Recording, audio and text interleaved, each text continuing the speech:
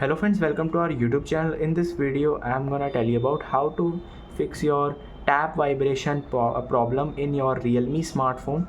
Before watching this video, if you have not subscribed to our YouTube channel, then subscribe to it and like our video. So let's start friends. First you have to open your settings.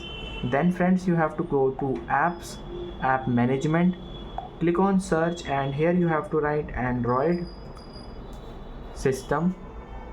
First you have to enable this show system apps, then click on Android system and you have to clear cache this, then press back.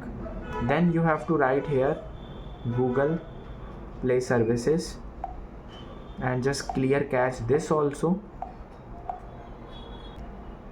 And friends, if you want to off this touch vibration, you have to type here like this touch sound, and like this you can see. From here you can enable and disable it and press back. Here it is vibration for system haptics, like volume up and down, so you can turn off and turn on it from here. I hope you like this video. If you like this video, then subscribe to our YouTube channel. Thanks for watching.